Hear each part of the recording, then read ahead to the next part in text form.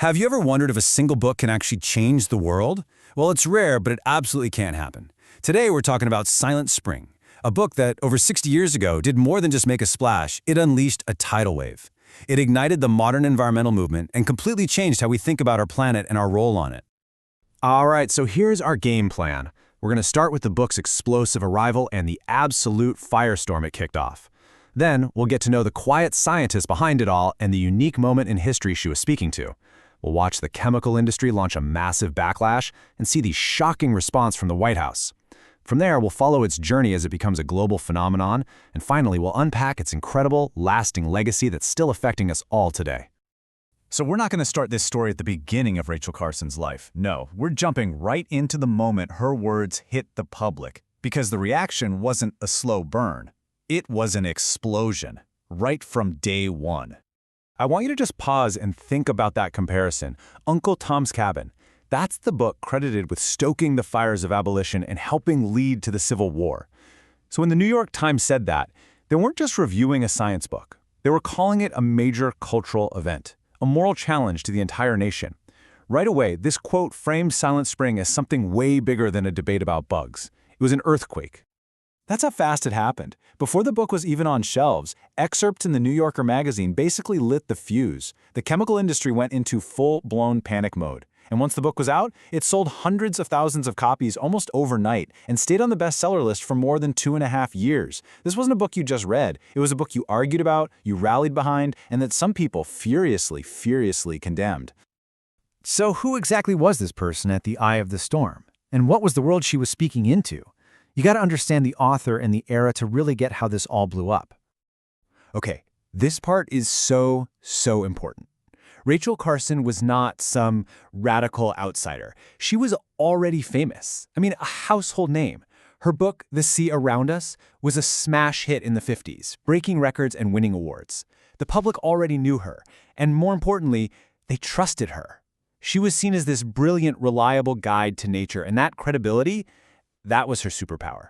It meant that when she had something to say, people were ready to listen, even if the message was terrifying. You have to picture the 1950s. It was the age of better living through chemistry. There was this huge confidence that science could solve everything. DDT felt like a miracle chemical. But bubbling right under the surface was this deep anxiety. People were getting scared about invisible threats, like radioactive fallout from nuclear tests showing up in milk. And Carson, in a stroke of absolute genius, tapped right into that fear. She drew a direct line between pesticides and radiation. She said both are invisible, both are everywhere, and both build up in our bodies with sinister, unknown consequences. It was a brilliant move that made a complex science issue feel personal and incredibly urgent. Well, you can imagine what happened next.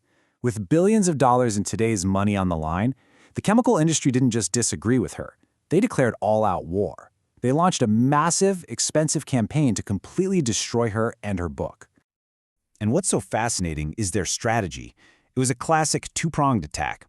For the public, they'd pushed this idea that Carson was anti-progress, that she wanted to send us all back to the dark ages with bugs and disease running wild. But behind the scenes, the attacks got nasty, and they got personal. They went after her as a scientist, as a person, and especially as a woman. I mean, the sexism was just relentless. They called her a hysterical woman, which is the classic way to dismiss a woman's argument as just being emotional. One official even wrote a letter wondering why a spinster, an unmarried woman, was so worried about genetics. The message was just unbelievably cruel and clear. If you don't have kids, you have no right to talk about the future. They tried to paint her as this unqualified, sentimental amateur who was in way over her head. The industry's attack was pretty powerful. It was definitely working on some people. But then, the book landed on the one desk in the entire country that could cut through all that noise. The president's desk in the Oval Office. This moment was a complete game changer. It's August 1962, a packed press conference. A reporter asked President Kennedy if he's looking into pesticides. And his answer? He says yes, particularly, of course, since Miss Carson's book, and confirms he's told his science advisors to investigate. Boom. Just like that, the President of the United States gave her argument legitimacy. It went from a PR fight to an issue of national security. The industry couldn't control the story anymore. And look at the domino effect that followed. Kennedy's press conference leads to a big government report. That report comes out, and guess what? It completely backs up Carson's science. The very next month, Rachel Carson, the woman they called hysterical, is testifying before Congress, and a senator basically welcomes her as a hero. That moment started a chain reaction that led directly to the creation of the EPA in 1970, and you guessed it, the U.S. ban on DDT in 1972. And this story didn't just stop at the U.S. border. Not at all. Silent Spring was translated into dozens of languages, and it became this international sensation, forcing countries all over the world to ask themselves the same really uncomfortable questions. Just look at these headlines from Europe. The press was immediately hooked. But the government response was, well, it was all over the place. In a country like Sweden, they were already worried about their birds, so the book caused a huge uproar and led to really fast government action. But in the UK and France, officials were kind of like, oh, that's a crazy American problem, and insisted they had things under control. It actually took years for the book's message to really sink in there. And this is where it gets really interesting. The book's ideas started to just seep into pop culture. All of a sudden, you have Joni Mitchell singing about putting away the DDT in a hit song. Snoopy is talking about Rachel Carson in the Peanuts comic strip. She became more than just an author. She was a symbol. Her ideas broke free from the book and became part of our shared language, reaching millions of people who had never even read a single page. Okay, so let's bring this all home. This is not just some old history lesson. Rachel Carson's work is still impacting all of our lives, every single day, in ways you might not even realize. Seriously, next time you're in a grocery store and you see an organic food label, I want you to think of Silent Spring. Before this book, organic food was a totally fringe idea, something for health nuts. Carson's book was the first time millions of regular people stopped and asked, wait a minute, what chemicals are actually in my food?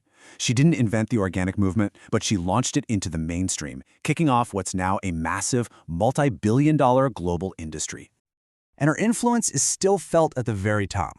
Al Gore said he read Silent Spring in college and it changed his life, inspiring his own environmental work. That's her legacy.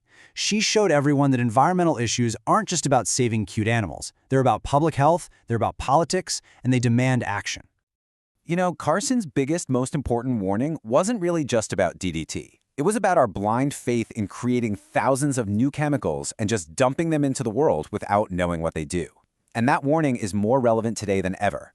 All the concerns we have now about things like endocrine disruptors, chemicals in plastics like BPA that can mess with our hormones, those are the direct descendants of the questions Rachel Carson dared to ask 60 years ago.